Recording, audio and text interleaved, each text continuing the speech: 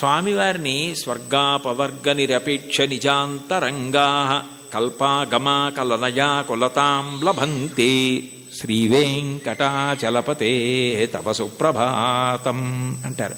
స్వర్గాపవర్గ నిరపేక్ష నిజాంతరంగా తద్గోపురాగ్రశిఖరాణి నిరీక్షమాణా. స్వర్గము అపవర్గము, ఉత్తమలోక ప్రాప్తి, మోక్షము ఏమిస్తున్నా కూడాట వెళ్ళిపోతూ వెళ్ళిపోతూ ఆనందనిలయ విమానం చూసి అవన్నీ మా కొద్ది ఇక్కడ ఉంటామంటారట. అంటే భక్తి యొక్క తాత్పర్యం అలా ఉంటుంది. ఆ మనసు భజించి సేవించడానికి అలవాటు పడిపోయిన వాడు పతనం అయ్యేటట్టుగా చూడగలిగినది లోకంలో ఉంటుందా? వాడికి ఆకాశం అడ్డం కాదు, పాతాళం అడ్డం కాదు. పైకి వెళ్ళేవాడికి పాతాళం అడ్డం ఏమిటి? ఎవరికైనా పైకి ఎడుతుంటే ఆకాశం అడ్డం అవ్వాలి, ఇంకోటి అడ్డం అవ్వాలి. పాతాళం అడ్డం ఎలా అవుతుందంటే కింద పడితే పాతాళం అడ్డం అవుతుంది. బాగా కింద పడిపోదాం అనుకున్నానండి, నాకు పాతాళ లోకం అడ్డొచ్చింది అనాలి.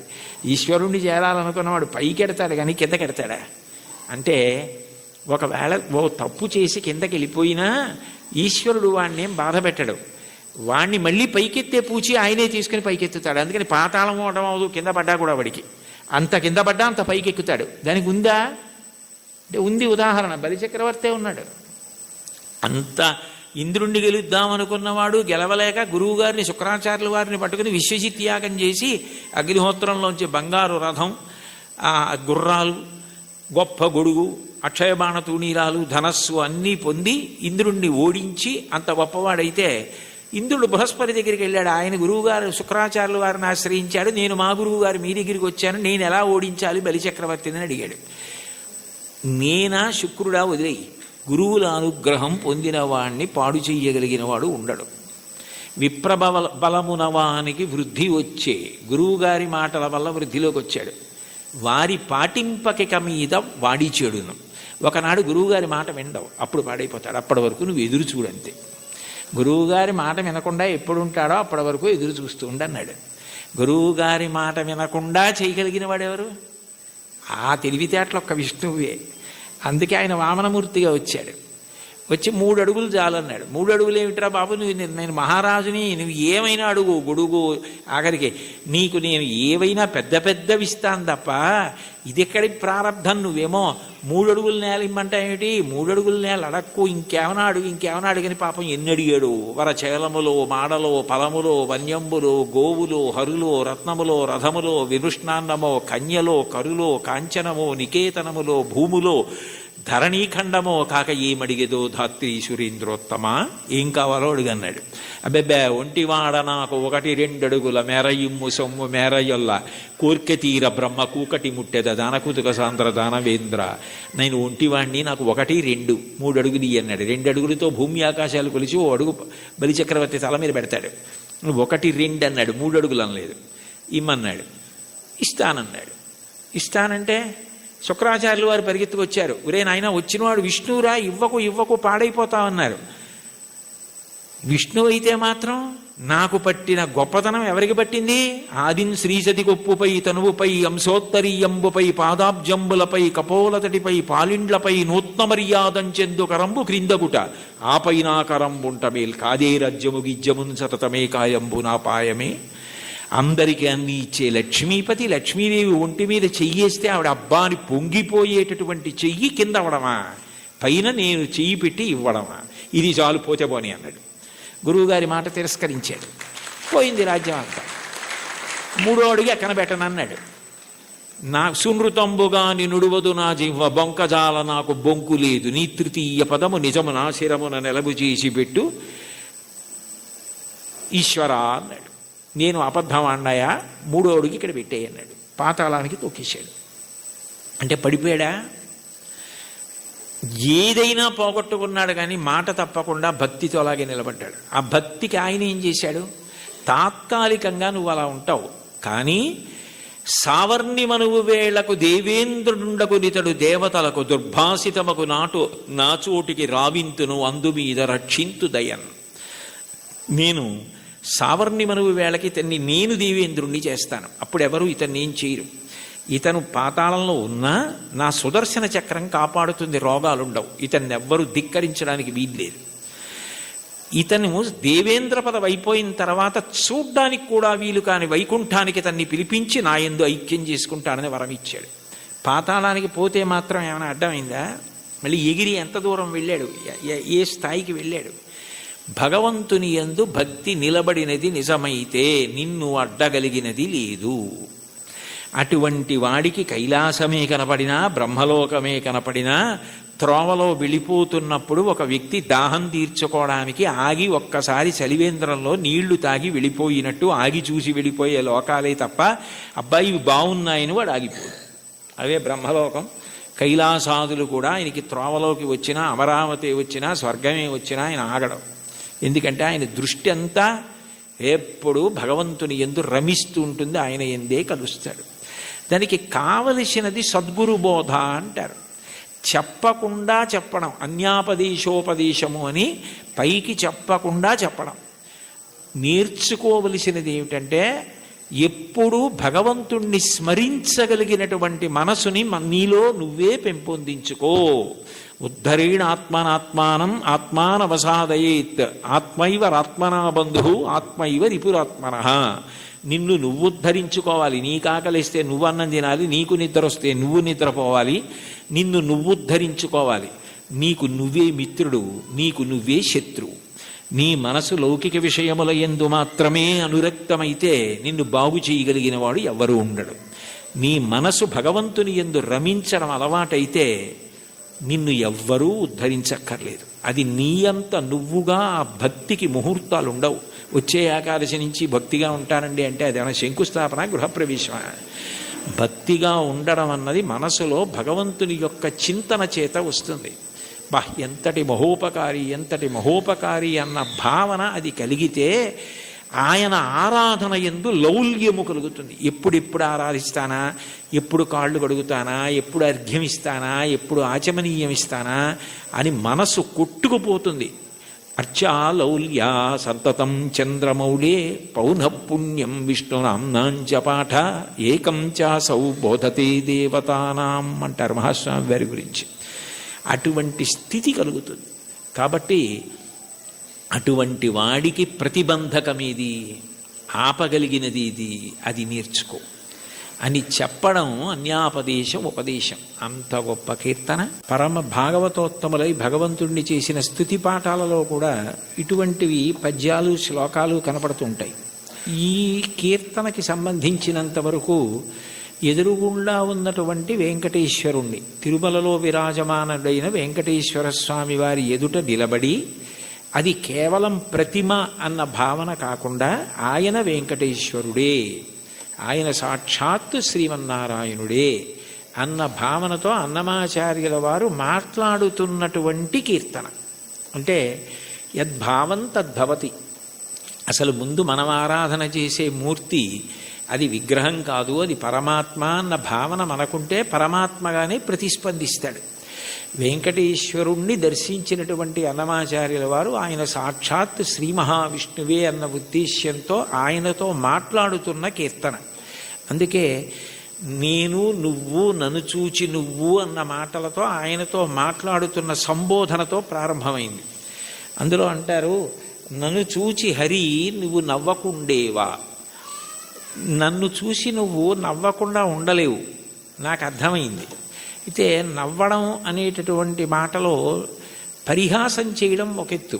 అంటే నువ్వు చేసేది తప్పు, నువ్వు చేసేది సరైన పని కాదు, అయోగ్యమైనది, అనౌచిత్యమైనది అన్నప్పుడు పరిహాసాస్పదంగా ఆయన నవ్వడం వేరు. వెంకటేశ్వరుడి నవ్వు శుచిస్మిత. రామాయణంలో అంటారే, తృణమంతరత కృత్వా ప్రత్యువాచ శుచిస్మిత అంటారు. ఒక కన్నతల్లి పసిబిడ్డడి యొక్క అమాయకత్వానికి ఎంత శుద్ధమైన నవ్వు నవ్వుతుందో, ఎంత పవిత్రమైన నవ్వు నవ్వుతుందో, భగవంతుని యొక్క నవ్వు అంత పవిత్రంగా ఉంటుంది మనం చేసే అమాయకపు పనులు చూసి. తల్లి ఏదో వేడిగా ఉన్నటువంటి పాయస పాత్ర అక్కడ ఉంటే పిల్లవాడు వెళ్ళి నేను తినేస్తానని పాయస పాత్రలో చెయ్యి పెట్టబోతే, నువ్వు తినలేవురా, అది చాలా వేడిగా ఉంది, నేను చల్లారి పెట్టి పెడతానని చెప్పి ఎంతో ప్రేమగా నవ్వి వాడిని దూరంగా పెట్టి ఉప్పుని ఊది చిన్న చిన్న ముద్దలు వాడి నోట్లో ఎంత ప్రేమతో తినిపిస్తుందో, అంత ప్రేమతో నవ్వుతాట భగవంతుడు. అందుకని భగవంతుని యొక్క నవ్వు శుచిస్మిత, మందహాసం, చిన్న నవ్వు నవ్వుతాడు అని. అందుకని మూకశంకర్లు మందస్మిత శతకం చేశారు. 100 శ్లోకములు ఆయన నవ్వు మీద చేశారు, అమ్మవారి నవ్వు మీద. అటువంటి భగవంతుడు దేనికి నవ్వుతున్నాడు అన్నమాచార్యుల వారిని చూసి అంటే, ఆయన నేను ఈ మార్గం పట్టుకున్నాను కాబట్టి నేను తరిస్తాను అని అనుకుంటున్న వాళ్ళని చూసి నవ్వుతాట. ఎందుకని అంటే, ఏ మార్గం మీరు పట్టుకున్నా అది ఎక్కడ వరకు తీసుకెళ్ళగలదు అంటే భగవంతుడు ఉన్న చోటుకి తీసుకెళ్ళగలదు. భగవద్ దర్శనం చేయించలేదు. మీకు అదేదో నేను గొప్ప కోసం చెప్పట్లేదు, ఉదాహరణ మీకు బాగా పట్టుకోవడానికి చెప్తున్నాను. మీకు నన్ను చూడాలి అని అనిపించింది అనుకోండి, ఆయన ఎక్కడ ఉంటారండి అని అడుగుతారు. ఏదో పలానా చోట ఉంటారండి అని చెప్పారనుకోండి, మీరు అక్కడికి రాగలరు. కానీ తలుపు తీసి మా అబ్బాయి ఇవాళ ఆయన ఎవరిని చూడాలనుకోవట్లేదండి, ఆయన ఏదో చదువుకుంటున్నారు, నేను ఎవరిని చూడనని చెప్పారు అన్నారనుకోండి, మీరు చూడగలరా నన్ను? సాధ్యం కాదు. కానీ ఎవర్రా అని నేను అడిగాను అనుకోండి, వాడు వచ్చి నాకు ఏదో చెప్పాడు అనుకోండి, సరే ఉండు 5 నిమిషాలు చూసి వస్తాను అని నేను వచ్చాను అనుకోండి, నేను మిమ్మల్ని చూడాలని వస్తే మీరు నన్ను చూడగలరు తప్ప మీరు చూడాలని వస్తే నా చేత మీరు చూడబడలేరు, మీరు నన్ను చూడలేరు. మీరు నన్ను చూడడం మీ చేతిలో లేదు, నా చేతిలో ఉంది. ఇంత చిన్న విషయమే అలా ఉంటే భగవద్ దర్శనం, భగవద్ అనుభవం మనం పట్టుకున్న మార్గం వల్ల ఫలితంగా వస్తుంది. అదేనా కర్మ అయితే ఈ కర్మ చేస్తే ఈ ఫలితం వస్తుంది అని చెప్పచ్చు. అబ్బాయి నువ్వు ఈ పొలాన్ని దున్నవయ్యా, విత్తనాలు వెయ్యి, ఇలా నీరు పెట్టు, మొక్కలు వస్తాయి అని చెప్పచ్చు. భగవన్ మార్గంలో నువ్వు ఈ మార్గాన్ని పట్టుకుంటే నీకు తప్పకుండా భగవద్ దర్శనం అయిపోతుంది, మోక్షం పొందగలవు అనుకుంటే అందులో ఎప్పుడూ 2 అంగుళాలు తక్కువ వస్తుంది. నేను చేస్తున్నాను కర్తృత్వం, దాని చేత ఈ ఫలితం వస్తుంది ఒక ఆశ. ఈ 2 మనసులో ఉండి పాటించిన ఏ పద్ధతి కూడా భగవంతుణ్ణి పూర్తిగా చేరనివ్వదు. అదే భాగవతంలో ఉలూకల బంధనం. యశోద ఎంత ప్రయత్నించి కృష్ణుడి బొజ్జ కట్టేద్దామని తజ్జనని లోగిటంగల రజ్జు పరంపరల తేవంగా ఆ బొజ్జ తిరిగి రాదయ్యే జగజ్జాలములున్న బొజ్జ కట్టందరమే. ఇన్ని తాళ్ళొచ్చి ముళ్ళేసి చుట్టూ తిప్పినా 2 అంగుళాలు తక్కువ వస్తూనే ఉంది. ఏమిటి 2 అంగుళాలే తక్కువ వస్తుంది? ఇన్ని తాళ్ళు ముడేసి పొట్ట చుట్టూ తిప్పినా పొట్టకి తక్కువ అవ్వకూడదు కదా, ఎన్ని తాళ్ళు కలిపి ముడేసినా 2 అంగుళాలే తక్కువ అన్న ఆలోచన ఆవిడికి రాలేదు. ఆవిడ మరిచిపోయింది. ఆవిడ ఇందులో నిమగ్నమైపోయిందంటే ఆయన కడదాం అనుకుందంతే. అప్పుడు ఆయన కట్టబడ్డాడు. మీరు జాగ్రత్తగా తెలుసుకోవాలి, ఆవిడ కట్టలేదు. అందుకే వడల చెమటలగయ నొత్తరీయముజార తురుముకున్న విరులు జారిరాల కట్టరాని తనను కట్టెదనని చింత కట్టుకున్న తల్లి కరుణ చూచి.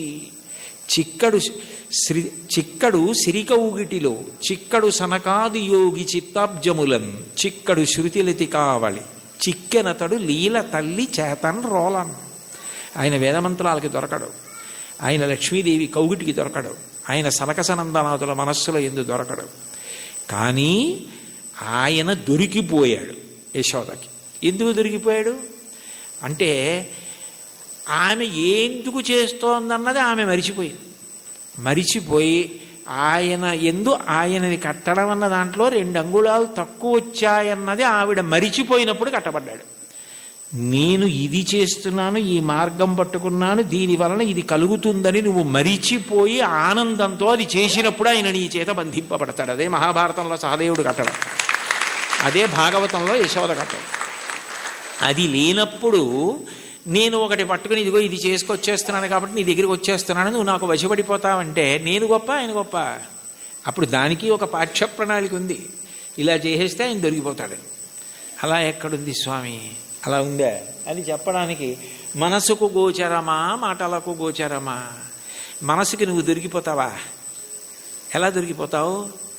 పటకార అంటారు లోకంలో. పటకార అంటే కింద మరుగుపాల గిన్నె ఉంటుంది, పైన నా చేత్తో పట్టుకుంటే పటకార ఏం చేస్తుంది? మరుగుపాల గిన్నెని పట్టుకుంటుంది. నేను గట్టిగా పట్టుకుని పక్కన దింపేస్తాను మరుగుపాల గిన్నెని. ఆ మరుగుపాల గిన్నెని పట్టుకున్న పటకార నేనే పట్టుకుంటున్నాను మరుగుపాలని అనుకుంది అనుకోండి, నేను పైన పట్టుకోవడం మానేశాను అనుకోండి, పట్టుకోగలదా? నేను పట్టుకుంటుంది కాబట్టి దాని పేరు పటకారని పేరు. ఈశ్వరుడి యొక్క చైతన్యము పడితే మనసు పనిచేస్తుంది. అసలు ఈశ్వర చైతన్యం పడకుండా మనసు ఎలా పనిచేస్తుంది? సంకల్ప వికల్పములు ఎక్కడి నుంచి వస్తాయి? నానాఛిద్రఘటోదర స్థిత మహాదీప ప్రభాభాస్వరం జ్ఞానం యస్యతు చక్షురాదికరణ ద్వారా బహిస్పందతే జానామీతి తమైవ భాంతమనుభాచ్యే తత్సమస్తం జగత్ తస్మై శ్రీ గురుమూర్తయే నమ ఇదం శ్రీ దక్షిణామూర్తయే అంటారు దక్షిణామూర్తి అష్టకంలో. మనసు మాత్రం ఆయన ప్రభావం, వాక్కు ఆయన ఇచ్చినది. నేను ఇప్పుడు దీనికి ఇలా వ్యాఖ్యానం చేయాలంటే నేను ఎన్ని రోజులు చదువుకురాను దాన్ని? ఇక్కడ ఉన్న సమయాన్ని బట్టి ఏదో చెప్పాలంతే. నాకేదో భావన వచ్చిందనుకోండి, ఆ భావన నాలో కదిలినప్పుడు మూలాధార చక్రం దగ్గర నుంచి పైకొచ్చిన గాలి బ్రహ్మరంధ్రం దగ్గరికి వెడితే నువ్వు అట్లా నిర్గమించకూడదు, సమయం రాలేదని వెనక్కి తోసేస్తే నోటిలోకొచ్చి నిలబడిన వాయువుని నాలుక కదిలి నొక్కితే సొట్టలు పడి గాలి అక్షరములై నా నోట్లోంచి బయటకు వస్తున్నప్పుడు అక్షరములు పదములై, పదములు వాక్యములై నా భావనని పట్టుకుని ఆకాశగతమై వచ్చి మీ చెవులలోంచి లోపలికి వెడితే నా భావాలు మీ భావాలు అవుతున్నాయి. సభాభ్య సభాపతిభ్యశ్చ భో నమో నమో. అది చేస్తున్నవాడెవరు? నేను మాట్లాడుతున్నానంటే అర్థం ఎక్కడుంది దానికి? ఇది నేను వెళ్ళిపోయిన తర్వాత నేనే చెప్పాను వ్యాఖ్యానం అంటే ఇది అది చెప్పింది, నేను చెప్పింది అది చెప్పింది. ఇది నాకు మైకు, నేను ఆయనకి మైకు. లోపల నుండి ఆయన చెప్తే నేను మైకు తప్ప నేను చెప్పడం ఏంటి? అది తెలిసిన వాళ్ళు నేనన్న మాట అనలేదు. పలికెడిది భాగవతమట, పలికించు విభుండు రామభద్రుండట. నే పలికిన భవహరమవునట, పలికెద వీరుండుగాథ పలుకగనేలా. నా స్వాతంత్రం ఎందుకు? ఆయన ఏది పలికిస్తే అది పలుకుతాడు తప్ప నేనన్నది ఏం లేదన్నారు పోతన గారు. ఏమిటి అంత భాగవతాన్ని ఆంధ్రీకరించిన మహానుభావుడు. కాబట్టి దీనికి ఇది మార్గం అన్నది ఎక్కడుంది అసలు? ఈ మాటల చేత ఆయన వశపడిపోతాడు. నేను ఇన్ని ప్రవచనాలు చేశాను కాబట్టి నేను ఖచ్చితంగా భగవంతుణ్ణి చేరిపోతాను అని ఎట్లా చెప్తావు? ఆయన అనుగ్రహం నీ చేత మాట్లాడించింది. నీవు మాట్లాడడంలో నిన్ను నువ్వు మరిచిపోతే మాట్లాడడం నీ నిప్పి మరిచిపోవడానికి, నీ బాధ మరిచిపోవడానికి కూడా కారణమైపోతాయి. నిజంగా నీకేదో నొప్పిగా ఉంది, అయినా మాట్లాడడంలో నువ్వు ఆ నొప్పి మరిచిపోతున్నావు అంటే అన్నీ మరిచిపోవడానికి నీకున్నది సాధనం అయిపోతాయి. అప్పుడు ఈశ్వరుడు వశపడతాడు తప్ప ఇది నాకు మార్గము, దీనికి ఇది ప్రయోజనము అని అనుకున్నంతకాలం నువ్వు వశపడతావా స్వామి? అంత అమాయకుడివా? అది సాధ్యమా? అంటే ఆ మైమరుపు రావాలి. అందుకే మీరు చూడండి, తన్మయుడైపోయాడండి అంటారు. తన్మయుడైపోయాడండి అన్న మాటకు అర్థం ఏమిటి? తత్ యందు మయమైపోయాడు. ఏమంటే మరి దొంగ మీ జేబులోంచి డబ్బులు తీసేస్తుంటే మీకు తెలియలేదా అన్నారనుకోండి, ఆ శోభారాజు గారు కీర్తన పాడుతున్నారండి, దాంట్లో తన్మయం అయిపోయానంటాడు. అంటే మనసంతా ఆవిడ కీర్తన యందు మగ్నం అయిపోయింది. దొంగ జేబులో చేయి పెట్టడం కానీ డబ్బులు తీయడం కానీ తెలియలేదు. చర్మానికి స్పర్శ ఉండదా? ఉంది. కానీ ఎందుకు తెలుసుకోలేకపోయింది? అంటే మనసు పాట యందు తన్మయం అయిపోయింది. అలా నువ్వు ఏది చేస్తున్నావో దాని ద్వారా నువ్వు తన్మయం అయిపోతే అప్పుడు ఈశ్వరుడు వశపడతాడు తప్ప ఇది నేను ఇంత బాగా చేస్తున్నానని నువ్వు నీకు పొగుడుకోవడం అలవాటైపోతే ఇది నేనే చేస్తున్నాను అనుకుంటే నువ్వు బాగా చేసుకుంటున్నావు కదరా, చేసుకో అంటాడు. అది తన్మయానికి కారణమై, అందుకే చిట్ట చివరికి ఏదైనా ఎక్కడికి వెళ్ళాలి అంటే మౌనమునందు పరివసించాలి. చిట్ట చివరికి సంగీతము నాదమునందు, శబ్దం ఎక్కడ పుడుతోందో అక్కడ లయమైపోతుంది. నాదతను మనిషం శంకరం అంటారు త్యాగరాజస్వామి. అందుకే ఆ నాదము శంకర శరీరము, దాని యందు లయం అవ్వాలి. ఇక్కడ ఉన్నారు కదా మంజు భార్గవి గారు, శంకరాభరణంలో ఆయన ఏదో ఉరిమి ఉరుములు మెరిసే మెరుపుల చిరుచిరు నవ్వులు కాబోలు, ఆ సరిసరి నటనలు కాబోలు అని పరవశాన శిరసూగంగా ధరకు జారిన శివగంగ నాగానలహరి నువ్వు మునుగంగా అని పరవశించిన పరమశివుడు తల కిందకి జింపి చూస్తేట గంగ కింద పడి ఈయన తడిసిపోయేట. ఈయన గానలహరిలో ఆయన మురిగిపోయేట. అప్పుడు ఒక్క క్షణం ఆగిపోయాడు అనుకోండి, అప్పుడు నాదోపాసన చేసిన వాడను నీవాడను నేనైతే. అది నాదమునందు ఉపాసన. మౌనమునందు వెళ్ళిపోవాలి. శ్రీశైల శృంగకు హరేషు కదోపలప్స్యే గాత్రం యదామ మలతాహ పరివేష్టయంతి కర్ణే యదాహ విరచయంతి ఖగాశ్చ నీడాస్. అప్పుడు వీడు కదలడు అని నమ్మకం వచ్చి తీగలు చుట్టుకుంటాయి. వీడు కదలడు అని నమ్మకం వచ్చి పక్షి చెవుల్లో పుల్లలు పెట్టి గూడు పెడుతుంది. వీడు కదలడు అని నమ్మి పక్షులు వాసం చేసి గుడ్లు పెట్టి పొదిగి అరుస్తాయి. అయినా కదలడు. ఎందుకనంటే తన్మయుడై ఉన్నాడు. అది సమాధి స్థితి. ఆ స్థితికి వెళ్ళినవాడు అనుభవిస్తున్నాడు ఈశ్వరుణ్ణి. వాడు జీవన్ముక్తుడవుతున్నాడు. వాడి శరీరము పడిపోయినప్పుడు విదేహమోక్షాన్ని పొందాడు. శరీరం పోయింది. ఇంకా అంతటా పరివ్యాత్మమైన ఆత్మ అయ్యాడు. ఆ తన్మయావస్థ పొందడానికి ఇది సోపానము కావాలి తప్ప ఇది నాకున్న ప్రజ్ఞ అని నాకు నేను 10 మాటలు మిడిసిపడడానికి కారణమైనంత కాలము ఈశ్వర నిన్ను చేరడానికి ఎట్లా హేతు అవుతుంది? నువ్వు నవ్వవా నన్ను చూసి? అయ్యపిచ్చాడా అని అమాయకుడైన బిడ్డను చూసి తల్లి నవ్వినట్టు నవ్వుతాడు. అయితే ఏ తల్లి నవ్విందో ఆ తల్లే పాయసం పడింది. నవ్విన పరమాత్మ ఏం చేస్తాడు? తద్దోషాన్ని దిద్దుతాడు. ఇది నీ ఎందు పోవడానికి నేను దిద్దుతానంటాడు. అందుకని గురు రూపంలో ఆయనే వచ్చి దీన్ని నువ్వు ఇట్లా వాడుకో, ఇది నీకు దీనికి కారణం కావాలి అని ఆ తన్మయావస్థని కల్పిస్తాడు. అది భగవంతుణ్ణి చేరడానికి కారణమవుతుంది. అందుకని చరణాల్లో అంటున్నారు, ఇది ఈశ్వరుడు ఉన్న చోటని నేను ఎట్లా తెలుసుకోగలను? అంతటా ఉన్నాడు, ఇందుగలడందులేడని సందేహములదు చక్రి సర్వోపగతుండెందెందు వెదకి చూచిన అందందే కలడు దానవగ్రని వింటే. ఇక్కడ ఉన్నవాడిని అయితే చూడగలను, అంతటా ఉన్నాడంటే ఎలా చూస్తాను? ఆ జ్ఞానము కలగాలి. ఆ జ్ఞానం ఎవరివ్వాలి? ఆయన ఇవ్వాలి. కాబట్టి ఉన్న చోటెరుగుదునా ఓయి అంటే పలికేవా? అతిశయం మనసులో ఉండిపోతే ఓయి అని పిలిస్తే నువ్వు పలుకుతావా? సాధ్యమా? నేనేమైనా ఒక గదిలోంచి ఒక గదిలోకి వెళ్ళిపోయినట్టు నీ దగ్గరికి పరమపదానికి వచ్చి వెళ్ళిపోగలిగినంత సమర్థున్నా? నా వల్ల సాధ్యం అవుతుందా? ఇంత పారవశ్యం ఉండి ఇంత గొప్పగా విష్ణు సంకీర్తన చేయగలిగినటువంటి మహాజ్ఞాని, భక్తి వైరాగ్యము కలిగినటువంటి వారు తన మీద పెట్టుకుని నన్ను చూసి నువ్వు నవ్వవా అని పాడడంలో ఉన్న గొప్పతనం ఏమిటంటే, వీరిని చూసి నువ్వు నవ్వవా అని రాశారనుకోండి, అతిశయం అవుతుంది. అందుకని నిజానికి ఆ హేయ గుణములు లేకపోయినా తన యందు ఆరోపించుకోవడం పరమ భక్తికి తార్కాణం. అది భక్తి యొక్క చరమస్థితి.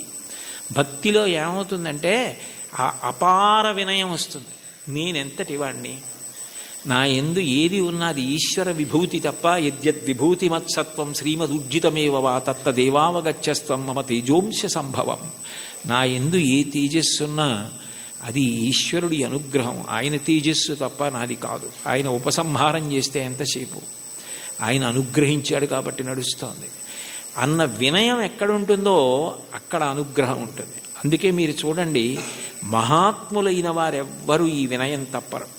అంతటి మహానుభావుడి శంకరాచార్యులు వారు పశుమాం సర్వజ్ఞ ప్రథిత కృపయా పాలయ విభో అన్నారు. నేను పశువుని, నువ్వు పశుపతివి అన్నారు.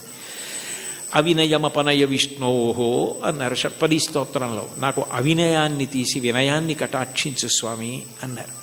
భాగవతోత్తముల యొక్క గొప్ప గుణం ఏమిటంటే ఎప్పుడు వారు ఇది నాది అన్న భావన పొందరు.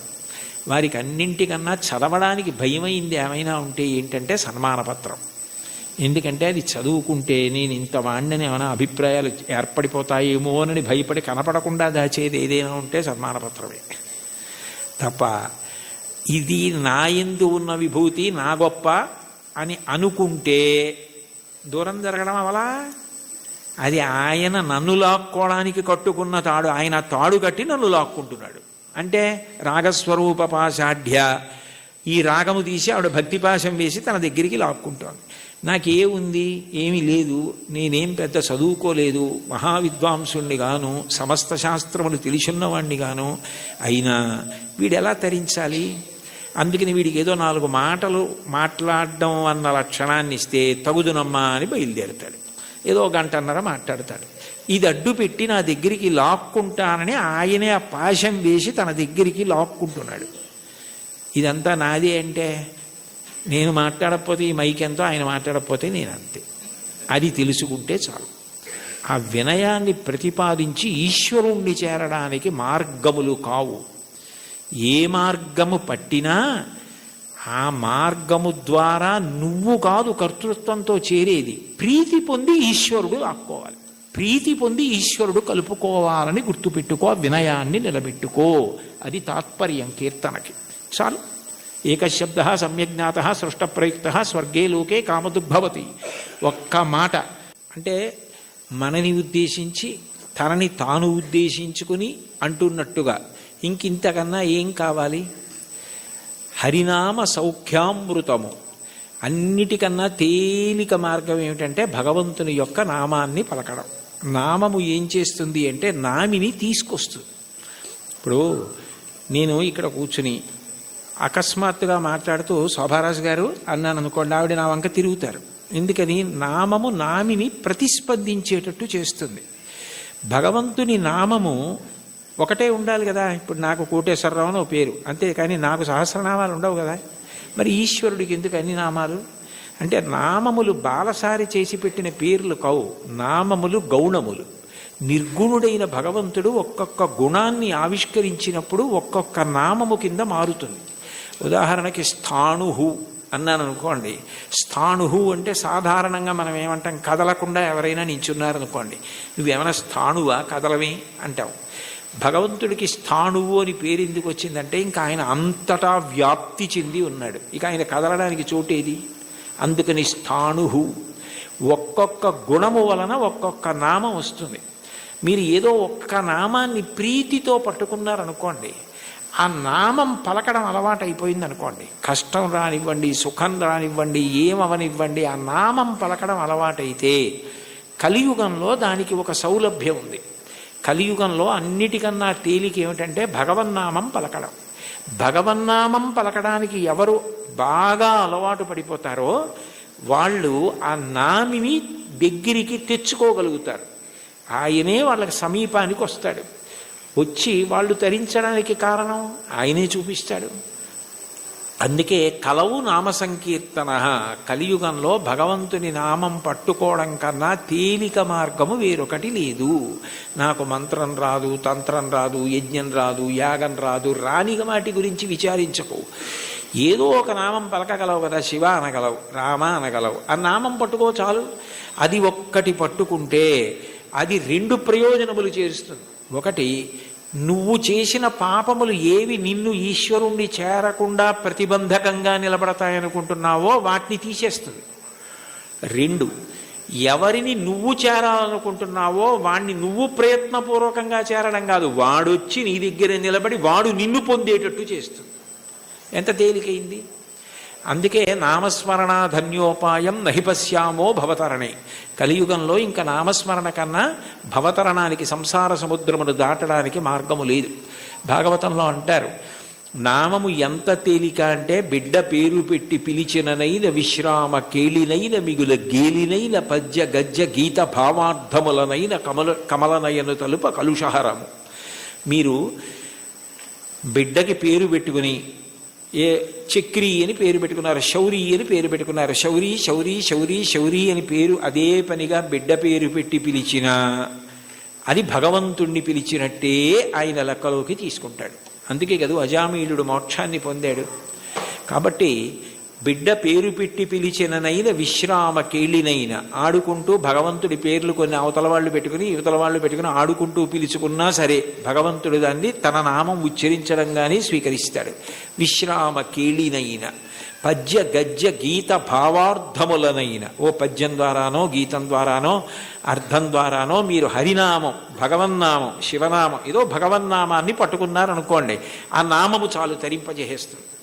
అది మిమ్మల్ని గట్టెక్కించేస్తుంది. అందుకే అంతకన్నా గొప్పది లేదు, అంతకన్నా మీకున్న ప్రతిబంధకాల్ని తీసేసేది లేదు. ఏది ఈశ్వరుణ్ణి చేరడానికి అడ్డో దాన్ని ఆ నామం తీస్తుంది. అందుకంటారు పోతన గారు భాగవతంలో, బ్రహ్మహత్యానేక పాపాటవులకగ్ని కీలలు హరినామ కీర్తనములు, మధుపాన కిల్బిష మదనాగ సమితికి కేసరుల్ హరినామ కీర్తనములు, తపనీయ శౌర్య తమసంబునకు సూర్య కిరణముల్ హరినామ కీర్తనములు, గురుతల్ప కల్మష క్రూర సర్పములకు గేకులు హరినామ కీర్తనములు, మహిత యోగోగ్ర నిత్య సమాధి విధుల అరలు, బ్రహ్మానిసురులకు అందరాని భూరి నిర్వాణ సామ్రాజ్య భోగ భాగ్య ఖేళనంబులు హరినామ కీర్తనములు. భగవంతుణ్ణి నామాన్ని కీర్తిస్తే బ్రహ్మహత్యాపాతకం, బంగారం దొంగిలించడం, గురువుగారి భార్య పడుకున్న శయ్య మీద పడుకున్న మహాపాతకం, అట్లాగే మధుపానం, మద్యపానం చేసినటువంటి దోషం, ఇన్ని పాపములను హరినామము కాల్చేస్తోంది. కాల్చేసిన కారణము చేత నిత్యశుద్ధుడయ్యాడు. యజ్ఞం చెయ్యాలి, యాగం చేయాలి, పూజ చేయాలి, మంత్రం చేయాలి, జపం చేయాలి, ధ్యానం చేయాలంటే దానికి ఒక ప్రత్యేకమైనటువంటి స్థితి అవసరం. భగవన్నామం పలకడానికి మేము అక్కర్లేదు. కూలిన చోట, కొట్టబడి కుందిన చోట, మహాజ్వరాదులను ప్రీలిన చోట, సర్పముఖ పీడలు పొందిన చోట, ఆర్తులై తూలిన చోట, విష్ణు భవదూరిని పేర్కొని రేని అక్కాలుని యాతనా వితతి పోనరు కానరు దుఃఖభావములు. కూలినప్పుడు, కింద పడ్డప్పుడు, పాము కనపడినప్పుడు, ఏదో తగిలి పడిపోయినప్పుడు, జ్వరం వచ్చినప్పుడు భగవన్నామం పలకడం అలవాటైనటువంటి వాడు భగవంతుణ్ణే పొందుతాడు. కలియుగంలో భగవన్నామం పలకడం కన్నా తేలికైన మార్గము వేరొకటి లేదు. నీకు హరినామ సంకీర్తనం కన్నా, ఆయన నామం పలకడం కన్నా ముక్తి పొందడానికి కానీ, ఇహమునందు సమస్త సౌఖ్యములను పొందడానికి కానీ వేరొక తేలికైన మార్గం ఉండదు. చూడండి, ఏదైనా ఇచ్చి చాలదా, ఇది సరిపోదా నీకు అంటారు. అంటే ఇంకింతకన్నా ఏం కావాలి? చాలదా? హరినామ సౌఖ్యామృతము. హరినామము అన్న సౌఖ్యామృతం అది. ఆ అమృతం, ఆ నామం పలికిన వాడు ఎవరున్నాడో ఇక వాడు సమస్తమును దాటిపోతాడు. అందుకే బ్రతికియున్నన్నాళ్ళు నీ భజన తప్పను కాని మరణకాలమునందు మరతునేమో, ఆ వేళ యమదూతల ఆగ్రహంబున వచ్చి ప్రాణముల్ పెకలించి పట్టునప్పుడు, కప వాత పైత్యముల్ కప్పగా శ్రమచేత కంపముద్భవమంది కష్టపడుచు, నారాయణాయంచుని నా జిహ్వతో నిన్ను పిలుతునో శ్రమచేత పిలువలేను, నాటికిపుడి నీ నామస్మరణ చేతు, చివునిడవయ్య భూషణ వికాస శ్రీధర్మపుర నివాస దుష్ట సంహార నరసింహ దురిత దూర అంటారు. నామం పలికితే భగవంతుడు అంత ప్రీతి పొందుతాడు. కలియుగంలో నామం చెప్పడం ఇల్లు తుడుచుకోవడం లాంటిది.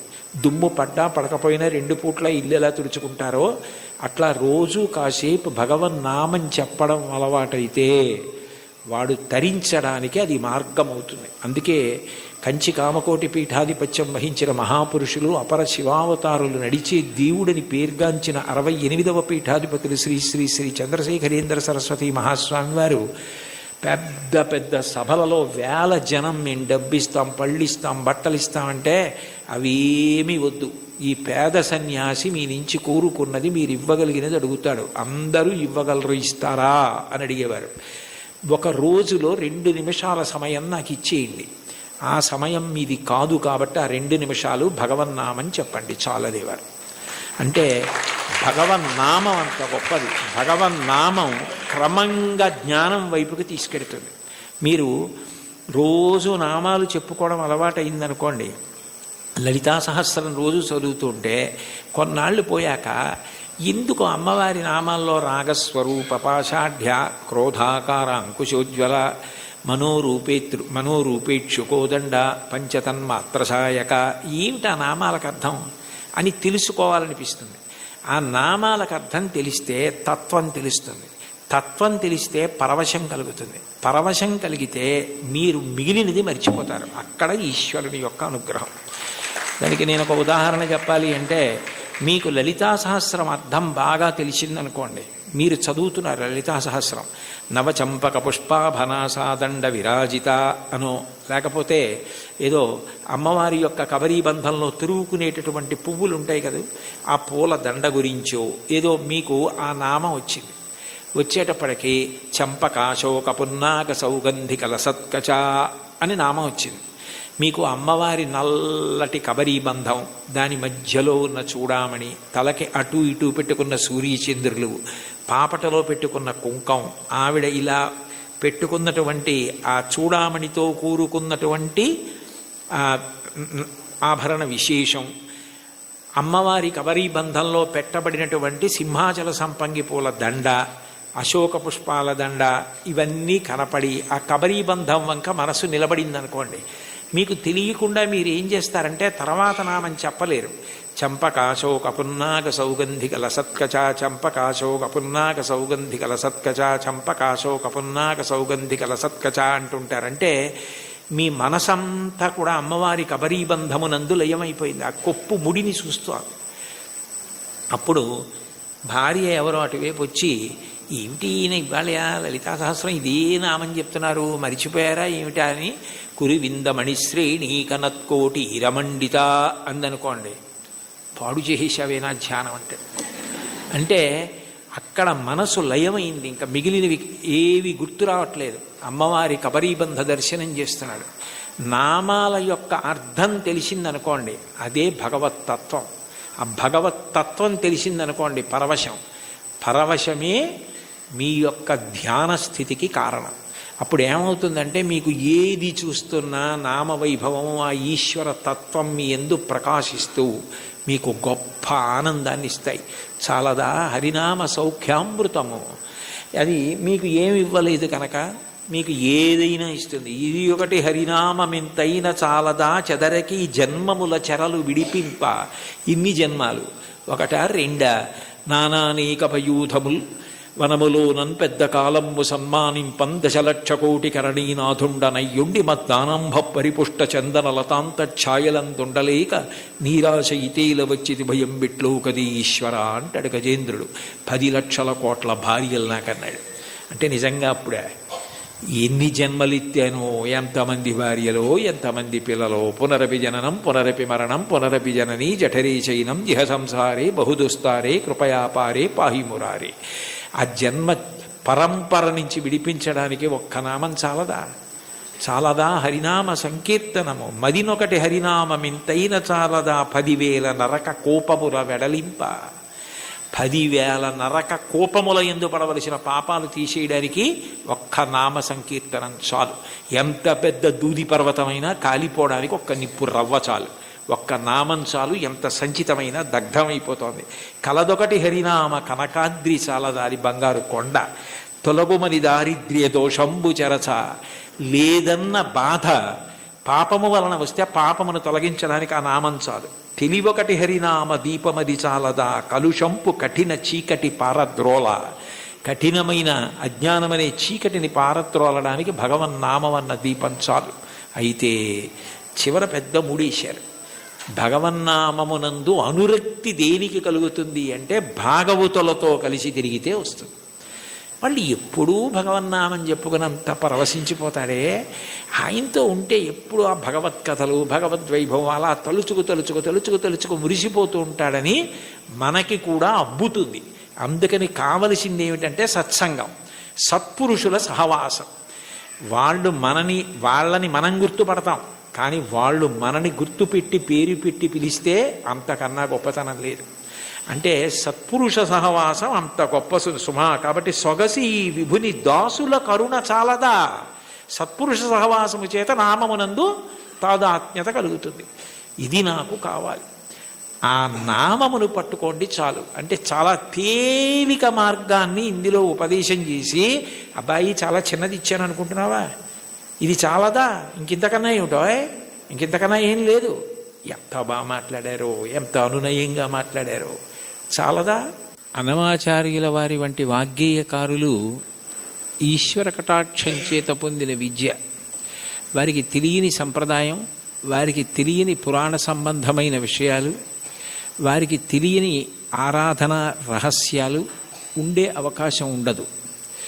అందుకే వారు ఏ ప్రధాన భావనతో ఒక కీర్తనని రచన చేయడం ప్రారంభం చేశారో దానికి సంబంధించిన విషయాన్ని సమగ్రంగా కీర్తనలో ప్రతిపాదించగలుగుతారు. మీరు ఈ కీర్తనని పరిశీలిస్తే ఆయన కొండలలో నెలకొన్న కోనేటి రాయడువాడు అని ప్రారంభం చేశారు. శ్రీ వెంకటేశ్వరుడు కొండలలో నెలకొన్నాడు, 7 కొండలలో ఉన్నాడు అన్న విషయం అందరికీ తెలుసున్న విషయం. అయితే యథార్థానికి భగవంతుడు కొండ మీద ఉండడానికి ప్రధాన కారణం ఏమిటంటే, కొండ మీద ఉన్న దేవుణ్ణి తెలుసుకోవాలంటే కొండ ఎక్కాలి. 84 లక్షల జీవరాశులలో చాలా జీవరాశులు భూమికి అడ్డంగా వెన్నుపాము ఉండేటట్టు పుట్టి అడ్డంగానే వెన్నుపాము పెరిగేటట్టుగా బ్రతుకుతాయి. మనిషి ఒక్కడు భూమికి అడ్డంగా పుట్టి నిలువుగా పెరుగుతాడు.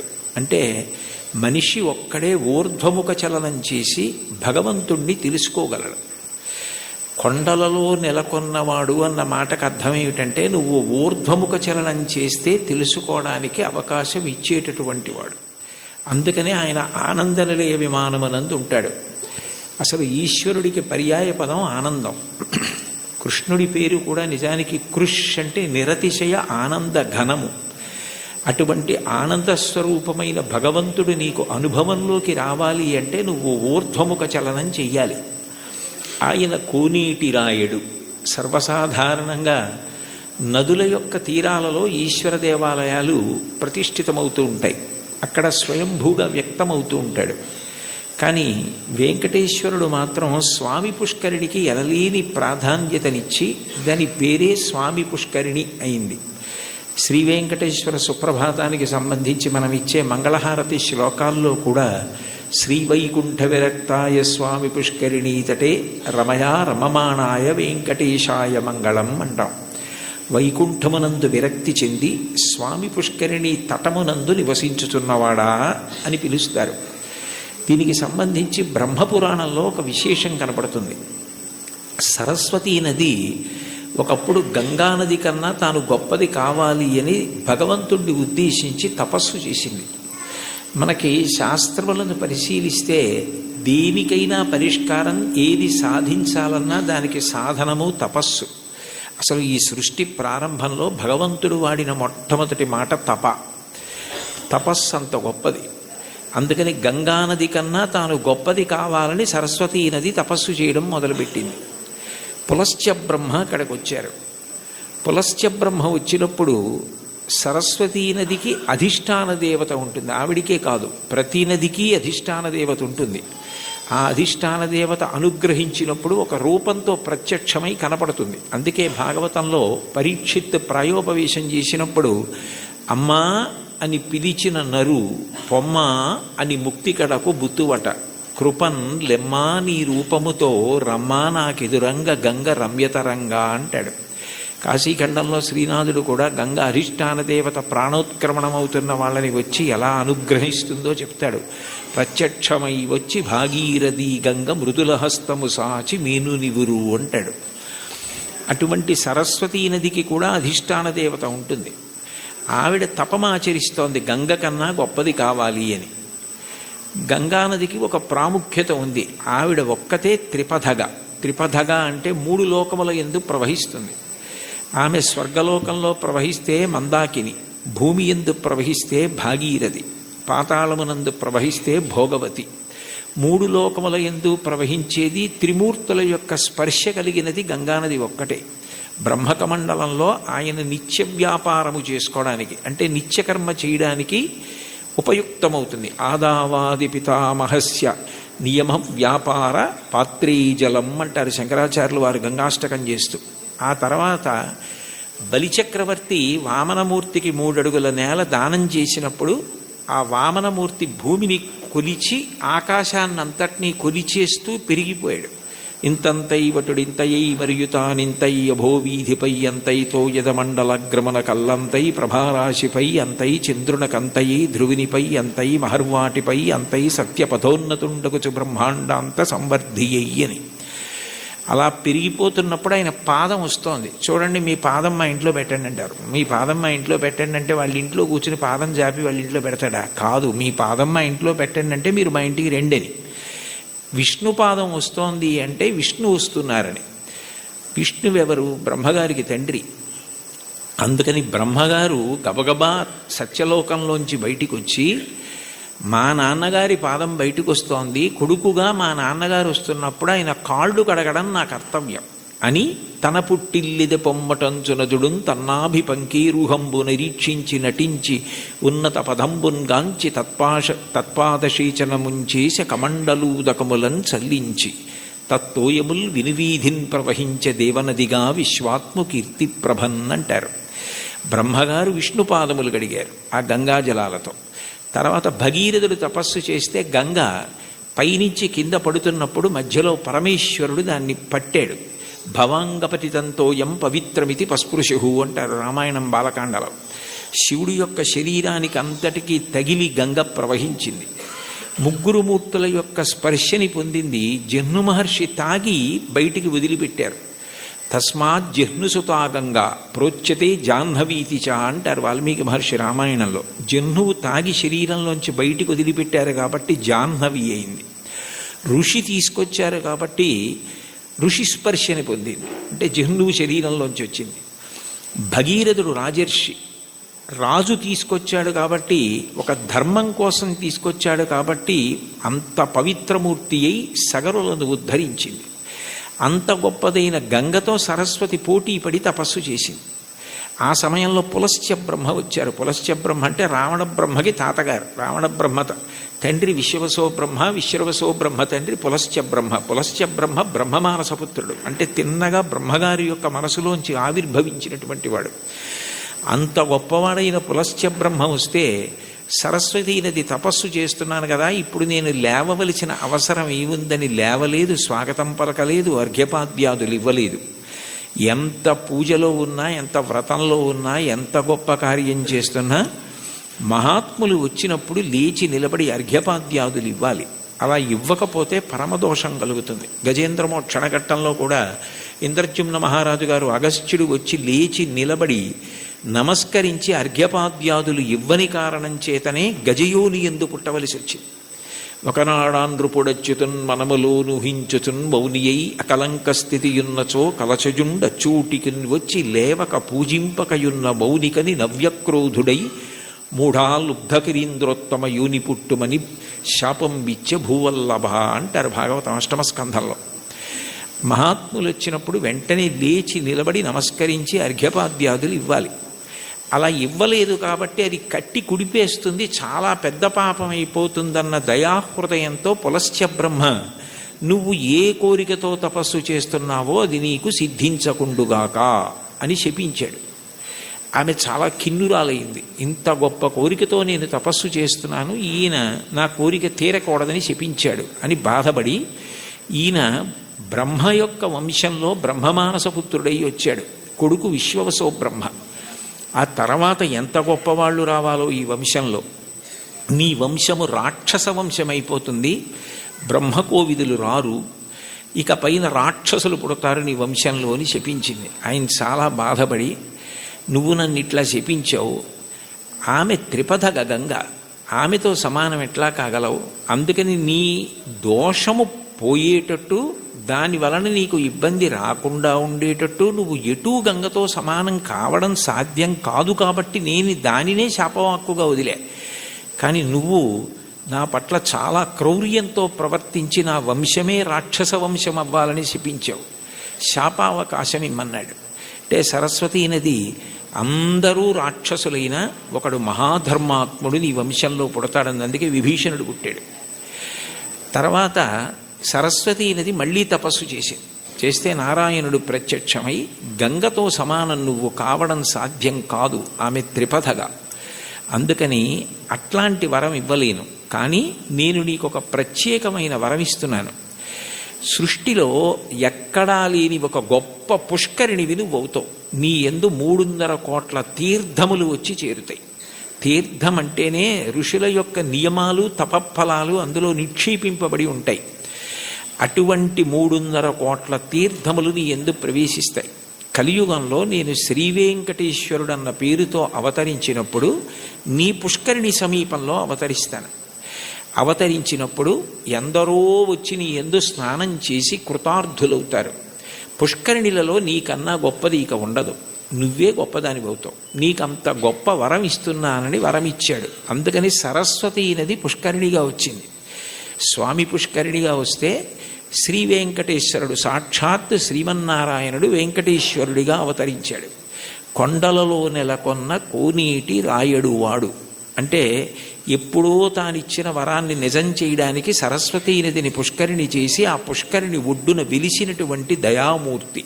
అందుకే స్వామి పుష్కరిణి స్నానం సద్గురోహో పాదసేవనం ఏకాదశి వ్రతం చాపి త్రయం అత్యంత దుర్లభం అంటారు. స్వామి పుష్కరిణి స్నానం అంత గొప్పది. యదా యదా హి ధర్మస్య గ్లానిర్భవతి భారత అభ్యుత్థానమధర్మస్య తదాత్మానం సృజామ్యహం. ఆ ధర్మరక్షణ కొరకు విశేషమైన రాక్షస సంహారం చేస్తాడు. కృష్ణ భగవానుడు కూడా కన్నులు తెరవని కడుచిన్ని పాపడై దానవిచనుబాలు త్రావి చంపే 3వ నెల నాడు ముద్దుల కుర్రడై కోపించి శకటమ్ము కూలత్రోసే ఏడాది కుర్రడై ఎగసి తృణావర్తు మెడపట్టుకొని చీరి బకునిచి చంపే అంటారు. అసలు కన్నులు తెరవడం మొదలు పెట్టనప్పటి నుంచి రాక్షస సంహారం చేశాడు కృష్ణుడు. రాముడు సరే సరి బండన భీముడు ఆత్మజన బాంధవుడు జ్వల బాణతోణ కోదండ కళాప్రచండ భుజతాండవ కీర్తికి రామమూర్తికిన్ 2వ సాటి దైవమికలీడనుచున్ గడకట్టి భీరికాడాండ డలాండ డాండ నిడదంబుల జండము నిండ మత్త వేదండము నెక్కి చాటెదను దాశరథి కరుణాపయోనిధి అంటారు గోపరాజు గారు. 14,000 మంది రాక్షసుల్ని ఖరదూషణాదుల్ని రాముడొక్కడే చంపాడు. మిగిలిన అవతారాలకి రామావతారానికి తేడా ఎక్కడంటే సర్వసాధారణంగా ఎంత అందగాడైనా ఎంత పుంసాం మోహన రూపాయ పుణ్య శ్లోకాయ మంగళం అయినా యుద్ధం చేసేటప్పుడు కాస్త కోపంగా ఉండి కళ్ళు ఎర్రపడతాయి. కానీ యుద్ధం చేస్తున్నప్పుడు రాముడు చాలా అందంగా ఉంటాడు. ఎప్పుడు బాణం తీస్తాడో ఎప్పుడు సంధిస్తాడో ఎప్పుడు విడిచిపెడతాడో తెలియదు. అందుకే మీరు రామాయణం జాగ్రత్తగా చదివితే అసలు ఎటువంటి రాముణ్ణి చూసి శూర్పణఖ మోహించిందంటే యుద్ధం చేస్తున్న రాముణ్ణి చూసి మోహించింది. అబ్బాయి ఎంత అందంగా యుద్ధం చేస్తున్నాడని. అంతటి అందగాడు రాముడు, అంతమందిని చంపినవాడు. కానీ శ్రీ వెంకటేశ్వరుడు రాక్షస సంహారం జోలికి వెళ్ళలేదు. నందక ఖడ్గం ఆయన దగ్గర ఉన్న ఆయన క్షమాగుణంతో ప్రవర్తిస్తాడు. ఎన్ని తప్పులు చేసిన వారైనా ఆయన దగ్గర కైమోడ్చి నిలబెడితే క్షమించడమే ప్రధాన లక్షణంగా ఉండి పాపములకు ప్రాతినిధ్యంగా కేశఖండనం, కేశములను తీసి క్షమించి పంపిస్తాడు. అందుకే సృగ్భూషాంబరహీతీనాం సుషమావహమూర్తయే సర్వార్తిశమనాయాస్తు వెంకటేశాయ మంగళం దయామృత తరంగిణ్యాస్తరంగైరివ శీతలై అపాంగైసించతే విశ్వం వెంకటేశాయ మంగళం అంటారు. అంతటి దయామూర్తి. అటువంటి అవతారం ఇత పూర్వం రాలేదు. ఎన్ని పాపములున్నా సంహరించడం అన్నది చెయ్యడు. ఆ పాపరూపమైనట్టి ధనము కొండపైకి రప్పించి నిస్పృహుండనగుచు అంటాడు. తరిగొండ వెంగమాంబ గారు మహాతల్లి వెంకటాచల మాహాత్మ్యము అని కావ్యం చేసింది. అందులో పాపాన్ని ద్రవ్యం మీదకి ఆవాహన చేసి తెప్పించి హుండీలో వేయించి క్షమాభిక్ష పెట్టి ఆ ద్రవ్యాన్ని నిస్పృహుడై సామాజిక కార్యక్రమాలకు ఇచ్చేస్తుంటాడు. అటువంటి వెంకటేశ్వరుడున్నాడే, ఆయన ఈ అవతారంలో వరములను కుప్పించడమే ప్రధాన లక్ష్యంగా కలిగినవాడు. నాకున్న పెద్ద భయం ఏమిటంటే నాకు ఇటువంటివి చెప్పేటప్పుడు ఏ పల్లవి దగ్గరో గంట అయిపోతుంది. అందుకని నాకు చాలా భయం. ఒరే ఇంకా వెనక 3 కీర్తనలు ఉన్నాయి, ఒళ్ళు దగ్గర పెట్టుకో, తగ్గించు తగ్గించు తగ్గించు అని నాకు నేను పరాకు చెప్పుకుని మాట్లాడుతూ ఉంటాను. కాబట్టి కొండలలో నెలకొన్న కోనేటి రాయడువాడు కొండలంత వరములు గుప్పెడువాడు. అయితే ఈ మాట అన్నప్పుడు అన్నమాచార్యుల వారు ఆయన యొక్క అనుగ్రహ వైభవాన్ని 3 రకాలుగా ప్రతిపాదన చేశారు. ఆయన భక్తుల్ని అనుగ్రహించడం అన్నది ఏదో తపస్సు చేస్తే నీకేం వరం కావాలి అని అడిగి వాళ్ళకి ఆ వరం ఇవ్వడం కాదు. అసలు అవతల వారు అడగనటువంటి వరాలు అవతల వారి యొక్క భక్తిని బట్టి ఎంత వశపడిపోతాడు అన్నదానికి పరమాద్భుతమైనటువంటి ఉదాహరణలు కొన్ని చెప్పారు. అందులో మొదటి చరణంలో కురువరతి నంబి, అంతే కదమ్మా, కొండలు చేసిన ఎట్టి కొండలు. ఇందులో మొట్టమొదట ఇది అక్కర్ల నాకు ఉదాహరణ చెప్తే చాలు. కుండలు చేసేటటువంటి కుమ్మరిదాసుడైన కురవరతి నంబి. కుండలు చేసేటటువంటి ఒక కుమ్మరి వృత్తిలో ఉన్నటువంటి వ్యక్తిని ఆయన ఎంత అనుగ్రహించారన్నది ఉదాహరణగా చెప్తున్నారు. తొండమాన్ చక్రవర్తి వెంకటేశ్వరుడికి ఆనందనిలయ విమాన నిర్మాణం చేసిన తర్వాత ప్రతిరోజు బంగారు తులసీ దళాలతో పూజ చేసేవాడు. అసలు వెంకటేశ్వర స్వామి ఈ లోకంలో ఆవిర్భవించినప్పుడు మొట్టమొదట చెప్పిన మాట, ఏకీన తులసి మాత్ర దళీనాపి నరోత్తమ పూజయేద్ భక్తిభావేన తంరక్షామితి మత్పణః. నాకు భక్తితో ఒక్క తులసి దళం ఇస్తే చాలు, అన్యథా నేను ఇంకేం కోరను. నేను కోరుకునేది నేను చెప్పినట్టు బ్రతకడం. ధర్మం అన్న మాటకు అర్థం ఏమిటంటే ఆయన చెప్పినట్టు బ్రతకడమే ధర్మం. దానికి ఫలితం ఏమిటంటే ఆయన సంతోషిస్తాడు. ఆయన సంతోషం కన్నా నాకు ఇంకేం అక్కర్లేదు. ఆయన సంతోషం కోసం నేను ధార్మికంగా బ్రతికితే నాకు చాలు అన్నవాడెవరో వాడు ధర్మాత్ముడు.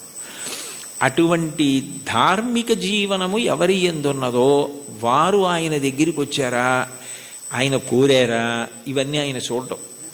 దానికి ప్రబల ఉదాహరణ ఏమిటంటే తొండమాన్ చక్రవర్తి బంగారు తులసి దళాలు పూజ చేస్తే తీసేసి పాదాల మించి ఆ భీముడు అన్న ఆ కుమ్మరి ఆయన ప్రతిరోజు కొండలు చేయడం మొదలు పెట్టగానే అసలు దాన్ని వెంకటాచల మహాత్మ్యంలో ఎంత గొప్పగా వర్ణిస్తారు. బంకమన్నుతో దళాలు చేసి కొయ్య వెంకటేశ్వరుడి పాదాల మీద సమర్పణం చేసి మొదలెట్టేవాడు ఆయన. ఆయన వరకు ఆయనకి అది కొయ్య బొమ్మ కాదు, అది వెంకటేశ్వరుడు. అలా నమ్మి చేశాడు ఆయన. రోజు ఆ దళాలు ఉండేవి, మట్టి దళాలు. బంగారు దళాలు పక్కకు పోయేవి. తొండమాన్ చక్రవర్తి చూసి చాలా ఆశ్చర్యపోయాడు, ఇదేమిటి నేను బంగారు దళాలతో చేస్తే మట్టి దళాలు ఉంటాయి ఏమిటని. అప్పుడు వెంకటేశ్వరుడు మాట్లాడాడు, ఆయననే అడిగాడు. అడిగితే ఆయన అన్నాడు, ఇవన్నీ నాకు అక్కర్లేదు, ఈ పటాటోపం నాకెందుకు, ఆ బంగారం నేను సృష్టించింది, నేను ఇవ్వనిది నేను సృష్టించనిది ఎక్కడా ఉండదు. నాకు కావలసినది భక్తి, అది నిండుగా ఉన్నది భీముడి దగ్గర ఉంది. అందుకని నేను ఆయన మట్టితో చేసిన ఆ బంకమన్ను తులసి దళాలు తీసుకుంటూ ఉంటాను. ఆయన ఎక్కడుంటాడు అంటే ఏదో కొంత దూరంలో ఉన్నాడంటే అక్కడికి వెళ్ళాడు తొండమాన్ చక్రవర్తి. ఆయన వెళ్ళేసరికి వెంకటేశ్వరుడు కూడా వచ్చాడు. ఆయన నాకేముంది నేనేం పెట్టగలను లేదు, తనకేముందో అది వెండి పళ్ళాలు బంగారు పళ్ళాల్లో పెట్టలేడు. కాబట్టి ఆయన చేస్తున్న కుండల్లో కొత్త కుండ పగలగొట్టి ఆ కుండ పెంకులో ఆయన తినే సంకటి పెట్టాడు. పరమప్రీతిగా తిన్నాడు వెంకటేశ్వరుడు. ఆయనకి ఏం కావాలి? ఆయనకి కావలసింది భక్తి. భక్తి కల్గు కూడు పట్టెడైనను చాలు, దళమైన పుష్పమైనను. చివరికి సలిలమైన బాయని భక్తిని కొలచిన జనులర్పించిన ఎలమిన్ రుచిరాన్నముగను ఏనుభుజింతున్నంటాడు కుచేలోపాఖ్యానంలో.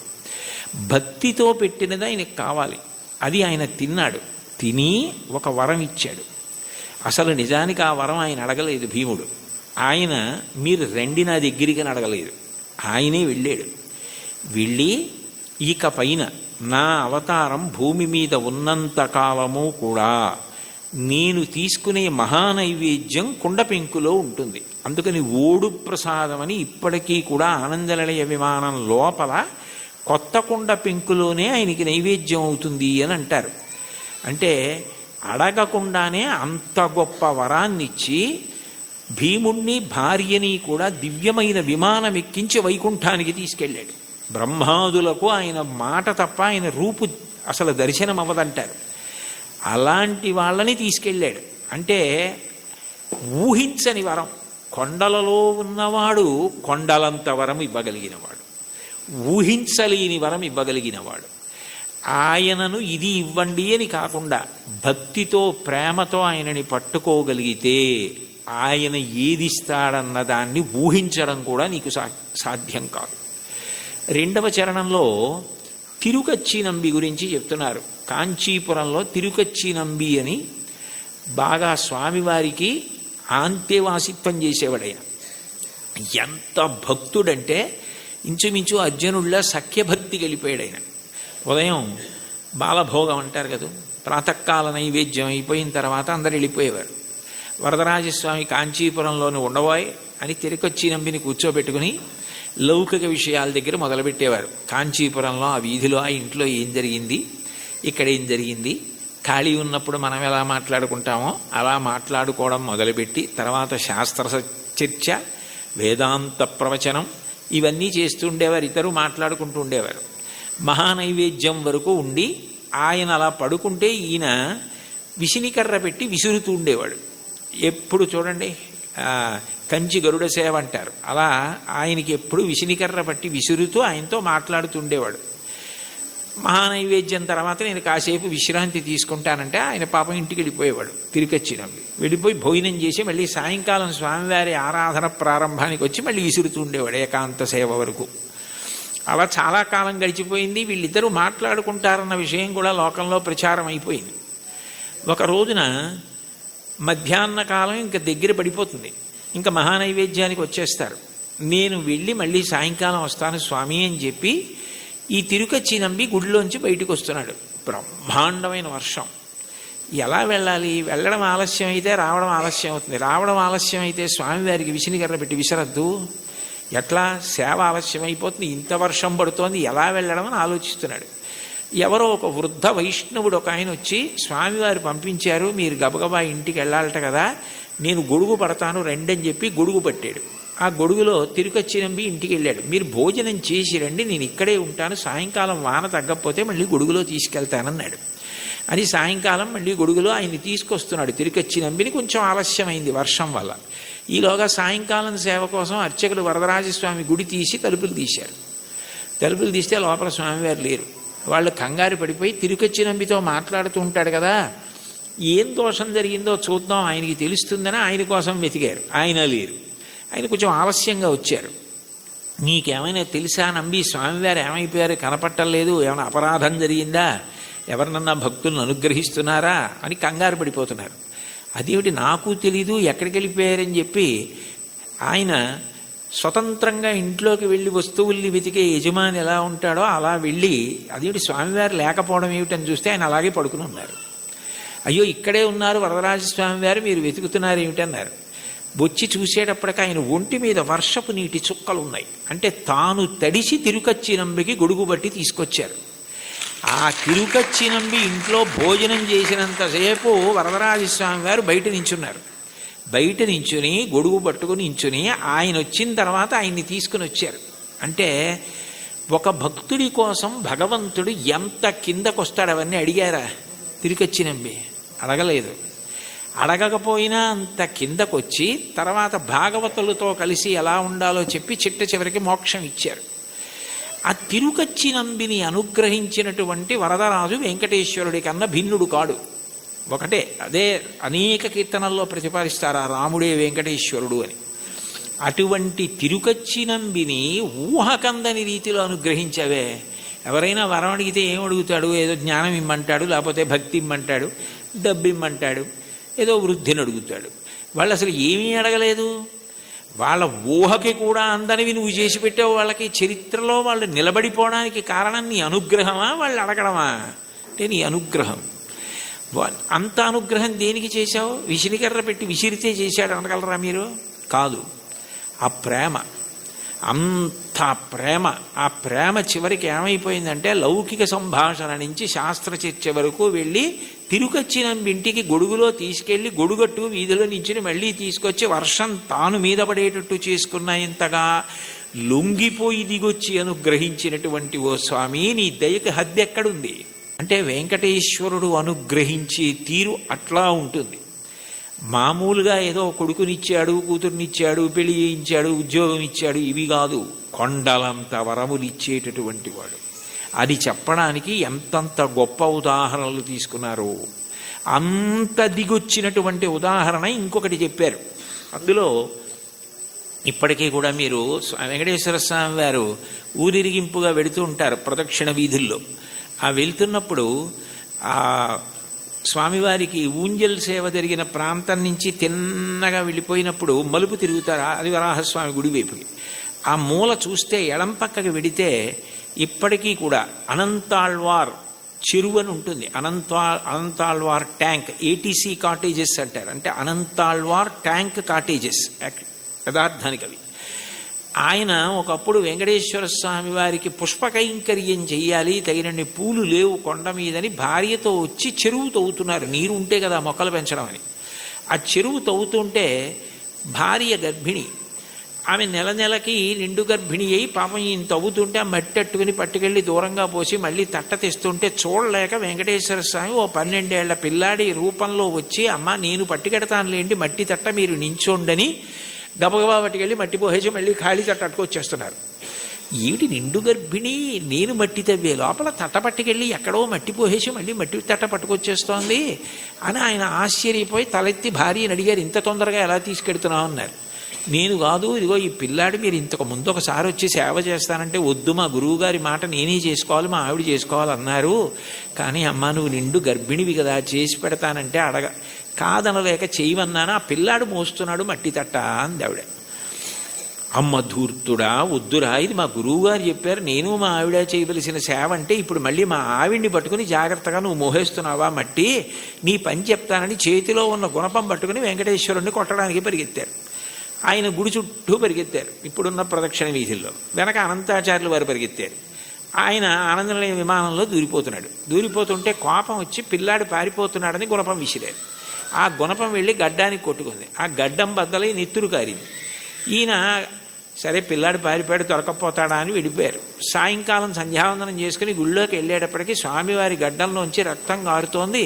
అందరూ కంగారు పడిపోతున్నారు. అప్పుడు వెంకటేశ్వర స్వామి వారు, నా ప్రియభక్తుడు నాకు పుష్పవాటిక నిర్మించాలని భార్యతో కలిసి చెరువు తవ్వుతుంటే ఉపకారం చేయడానికి వెడితే నా మీద గుణపం విసిరాడు. ఈ గుర్తుగా ఎప్పటికీ నేను ఇక్కడ ఈ మచ్చ ఇలాగే ఉంచుకుని దాని మీద పచ్చకర్పూరం అద్దుకుంటాను అని ఇప్పటికీ వెంకటేశ్వరుడి గడ్డం మీద పచ్చకర్పూరపు మచ్చ. మనం ఇప్పటికీ వెంకటేశ్వర స్వామి వారి దర్శనానికి శంఖనిధి పద్మనిధి నీళ్లు పడుతుంటాయి. అక్కడ కాళ్ళు కడుక్కుని పెద్ద గడప దాటి కుడి చేతి వైపు గోడ మీద చూడగానే ఓ గుణపం వేలాడుతుంటుంది. గడ్డపార అని ఉంటుంది తెలుగులో, అనేక భాషల్లో రాసి ఉంటుంది.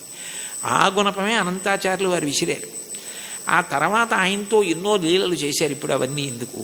కాబట్టి ఆఖరికి భక్తుడి చేతిలో దెబ్బతిని రక్తం కారి అంతటి మహానుభావుడు దాన్ని పచ్చకర్పూరం అద్దుకుని, ఏమో చూసిన వాళ్ళందరూ ఆ పచ్చకర్పూరం ఏమిటి, ఆ మత్స ఏమిటి అని అడిగితే పెద్దవాళ్ళందరూ పిల్లలకి ఈ కథ చెప్తుంటే నీ పేరు వినపడితే నేను మురిసిపోతానోయ్ అని చెప్పి కొట్టిన దెబ్బని మచ్చగా ఉంచుకొని పచ్చకర్పూరం పెట్టుకున్నావే, నీ దయకి హద్దుందా?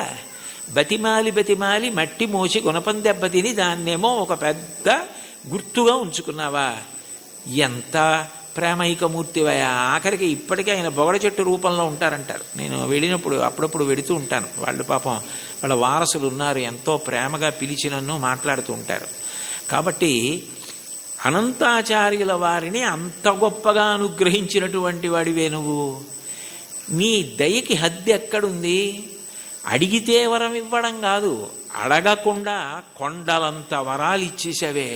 ఇప్పటికీ స్వామివారు ప్రత్యేకంగా అక్కడికి వెడతారు.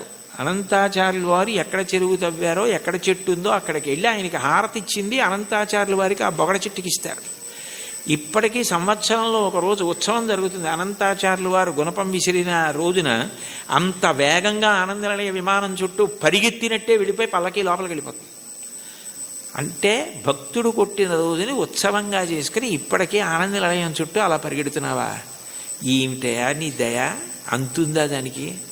ఇంతటి దయామూర్తివా, అంతటి వాడివి, నీ గోటి కాంతి చూడడం సాధ్యం కాదు. అక్రూరుడు అంటాడు భాగవతంలో, శూరులు తొల్లియే విభుని శోభిత పాద నక ప్రభావళంచేరి భవాంధకారముల చిక్కక వందరు వట్టి దేవునిన్ వైరముతోడనైన పిలువన్నను పంపి శుభంబు చేసే నిష్కారణమైన ప్రేమ ఇది కంసుని పోలు సకుండు కల్గుని అంటాడు. ఆయన కాలి గోటికి ఉన్న కాంతిని చూడడం సాధ్యం కాదు. తపస్సు చేసి యుగాలు చేసిన అటువంటి వాడు కలియుగంలో ఆపాదమస్తకం చూడ్డానికి వీలుగా నకృతం దైవ సంఘైశ్చ నకృతం విశ్వకర్మణ స్వేచ్ఛయా క్రీడతే తత్ర ఇచ్ఛారూపం విరాజిత అంటారు వ్యాసుల వారు. తనంత తాను ఒక రూపాన్ని పట్టి అలా నిలబడ్డాడది రాతి విగ్రహం కాదు, సాక్షాత్ శ్రీమన్నారాయణుడు. ఇన్ని వరాలు ఇస్తున్నావా? ఇన్ని పాపాలు చేసిన మాకు దర్శనమిస్తున్నావా? ఇవ్వడం కాకుండా నీ దగ్గరికి వచ్చి ఏమడిగితే అది ఇస్తున్నావా? ఏమీ అడగకుండా నీ ఎందు ప్రేమ పెంచుకున్న వాడికి నువ్వేమిస్తావో చెప్పడం ఎవరికి సాధ్యమయ్యా? కొండలలో ఉన్నవాడివి కొండలంత వరాలు ఇస్తున్నావు. శ్రీకాంతు భజించు సేవకులకు. భజించు అన్న మాటకు అర్థం మనస్సుతో ఒక సంగమును పొంది ఉండడం. భజించడం అంటే ఆయన్ని పొగుడుతూ ఉండడం, స్మరిస్తూ ఉండడం. ఏది చేస్తున్నా కూడా భగవంతుడే స్మరణలోకి వస్తాడు. ఏది చేస్తున్నా భగవంతుడు స్మరణలోకి వస్తే 2 ప్రయోజనములు సిద్ధిస్తాయి. ఒకటి, మీరు ధర్మమును విడిచిపెట్టలేరు. 2, అధర్మమును ఆచరించలేరు. కారణం, శంకరాచార్యులు వారు సౌందర్యలహరి చేస్తూ ఒక శ్లోకం చెప్తారు. అందులో అంటారు, మనిషి అనేక మాటలు మాట్లాడుతూ ఉంటాడు. ఈ మాట మాట్లాడడానికి అసలు 84 లక్షల జీవరాశులలో మాట్లాడే అదృష్టం పొందడానికి కంఠంలో స్వరపీఠిక మనిషికి పెట్టినవాడెవరు? భగవంతుడు పెట్టాడు. పెట్టినప్పుడు నేను ఏదైనా మాట మాట్లాడే ముందు నాకు భగవంతుడు ఈ స్వరపేటిక పెట్టి మాట్లాడే అవకాశం ఇచ్చాడు. ఎప్పుడో అప్పుడు ఈ శరీరం పతనం అయిపోతుంది. ఇవాళో రేపో 10 ఏళ్ల తర్వాతో 20 ఏళ్ల తర్వాతో శరీరం పడిపోకుండా ఉండదు. జాతస్య హి ధ్రువో మృత్యువు ధ్రువం జన్మమృతస్య చ. శరీరం పడిపోవాలి. పడిపోయినప్పుడు ఈశ్వరుడు ఒక ప్రశ్న వేస్తాడు. అన్ని ప్రాణులలో నువ్వు ఉత్కృష్ట ప్రాణివయ్యావు. కారణం, 2 ఇచ్చాను. ఒకటి బుద్ధి, 2 మాట. ఈ మాటని నువ్వు ఎంత బాగా ఉపయోగించావు అని అడుగుతాడు. మాట బాగా ఉపయోగపడాలన్నా, ఏది చేస్తున్నా చేత నిగ్రహింపబడాలన్నా అది ఇచ్చినవాడు జ్ఞాపకానికి వస్తూ ఉండాలి.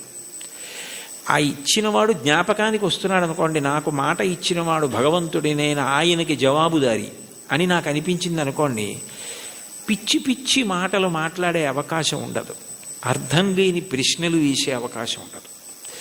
ఏదైనా మాట మాట్లాడేటప్పుడు మాట మాట్లాడడం ఎంత జాగ్రత్తగా మాట్లాడాలి, ఎంత సామాజిక ప్రయోజనము కొరకు మాట్లాడాలి.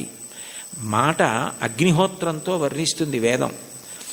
అగ్ని దాహకత్వం కాల్చేస్తుంది ఏ వస్తువునైనా. మాట అజ్ఞానాన్ని కాల్చేస్తుంది, తెలియనితనాన్ని కాల్చేసేది మాట. ఒకరి దగ్గర మనం తెలియనిది విన్నామనుకోండి, తెలియనితనం పోతోంది. అందుకని మాట అన్నది అంత గొప్పది. మీరు మాట్లాడేటప్పుడు ఇది నాకు భగవంతుడు ఇచ్చాడు, సక్రమంగా వినియోగించుకోవాలి అని మాట్లాడారనుకోండి, అది పూజ. ఎందుకంటే ఈశ్వరుడికి కట్టుబడి మాట్లాడుతున్నారు. మీరు నేను ఇది మాట్లాడను అని ఎందుకంటున్నారంటే ఈశ్వర భక్తి చేత. అప్పుడు మీరు ఏది చేస్తున్నా కూడా అది జపో జల్ప శిల్పం సకలమపి ముద్రా విరచన గతి ప్రాదక్షిణ్య క్రమణమశనా ద్యాహుతి విధి ప్రణామ సంవేశ సుఖమఖిలమాత్మార్పణ దృశా సపర్యా పర్యాయ స్తవ భవతు ఎన్మే విలసితం అంటారు శంకరాచార్యుల వారు. నేను నా చేతిని కదుపుతున్నాను అనుకోండి, ఈ చెయ్యి కదులుతోంది అంటే ఈశ్వర కృప. ఈ చేతిని మీరు బెంగపెట్టుకోకండి అని మంచి మాట మాట్లాడడానికి ఇలా అంటాను తప్ప మీ సంగతి చూస్తానని ఇలా అనను. ఈ చెయ్యి కదలడానికి శక్తి ఆ పరదేవత అయి ఉన్నది. ఈ కదలికలు ఆమె సంతోషించడానికి పనికి రావాలి తప్ప ఆమె నా యందు కాఠిన్యము వహించడానికి, ఆమె నన్ను చూసి వీడికి ఎందుకు ఇచ్చాను శక్తి అని అనుకునేటట్టుగా నేను ప్రవర్తించకూడదు. యాదేవి సర్వభూతేషు శక్తి రూపేణ సంస్థిత. ఆ తల్లి నా యందు శక్తిగా ఉంది, దాన్ని సద్వినియోగం చేసుకోవాలి అనుకున్నాను అనుకోండి, నేను అప్రయత్నంగా పుణ్యకార్యామే చేస్తాను తప్ప ఈశ్వరుడు ఖేదము పొందకూడదు. కాబట్టి ఆయన నా యందు అమర్షము పొందకూడదు. కాబట్టి నేను ఎప్పుడూ పాపము చెయ్యకుండా నన్ను నేను నిగ్రహించుకోగలుగుతాను. అది భజించు భక్తి. ఆ స్మరణ ప్రహ్లాదుడిది. పానీయంబులు త్రావుచున్ కొడుచుచున్ భాషించుచున్ హాసలీలా నిద్రాదులు చేయుచున్ తిరుగుచున్ లక్షించుచున్ సంతత శ్రీనారాయణ పాదపద్మయుగళీ చింతామృతాస్వాద సంధానుండై మరచన్ సురారిసుతుడే తద్విశ్వమున్ భూవరా. ఏది చేస్తున్నా భగవంతుడి జ్ఞాపకానికి వస్తూ ఉంటాడు. ఆయనది మహోపకారం. ఆకలేసిందనుకోండి, ఊళ్ళో అన్నీ తెలుసుకుంటున్నాను, కానీ నాలో పదార్థం అయిపోయిందని నాకు తెలియదు. మంటగా వస్తే తొందరగా తింటానని క్షుత్తు భరించలేని మంటగా ఆకలి రూపంలో వచ్చి నువ్వే పంటగా భూమి మీద పండి బ్రహ్మాండంలోది పిండాండంలో పడేస్తే జీర్ణం చేసి నేను తిన్న పప్పు కూర పచ్చడి పులుసు ఇవన్నీ లోపలికి వెడితే అహం వైశ్వానరో భూత్వా ప్రాణినాం దేహమాశ్రిత ప్రాణాపాన సమాయుక్తం పచాన్యన్నం చతుర్విధం పచనం చేసి జీర్ణం చేసి పిప్పిని తెల్లవారేటప్పటికీ సంవరణీకండరములు సడలిపోయి బయటికి వెళ్ళిపోయేటట్టు అనుగ్రహించగలిగావా అని ఎప్పుడూ స్మరణ చెయ్యగలిగిన వాడికి ఎప్పుడెప్పుడు ఆయన సేవ చేద్దామా అని అనిపిస్తుంది. అప్పుడు పూజ అంటే అరగంట చేద్దామా 20 నిమిషాలు చేద్దామా అనిపించదు.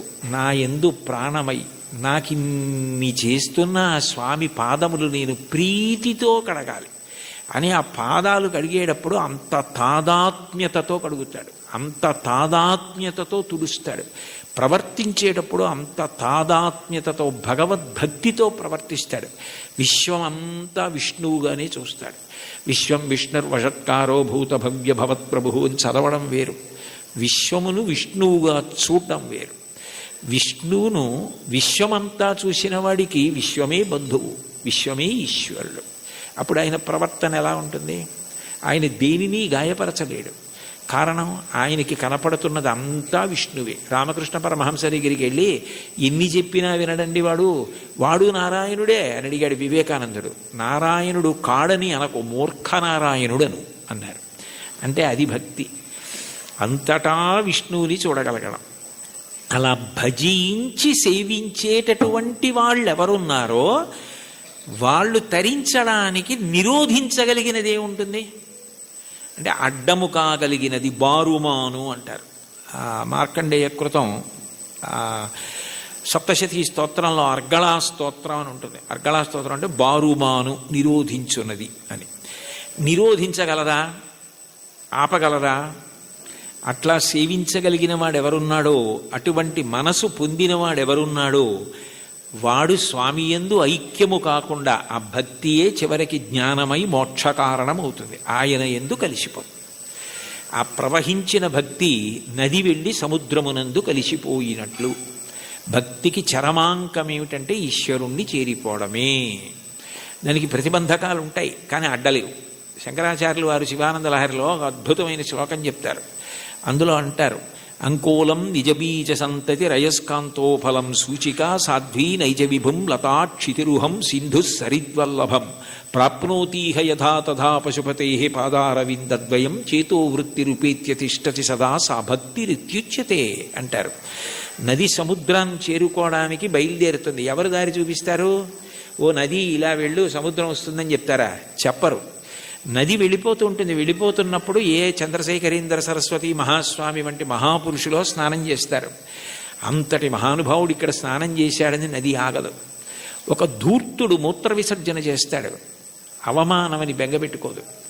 ఒక ముళ్ళ కంప వీపు చీరుతుంది, బొడ్డు నుంచి వంగి బాధపడదు. ఒక చోట బొగడపూల చెట్టు పువ్వులు రాలుస్తుంది, పొంగిపోదు. మానవమానములు దాటి సముద్రమును చేరడమే తన పరమ ప్రయోజనంగా తాను వెళ్ళిపోతుంది.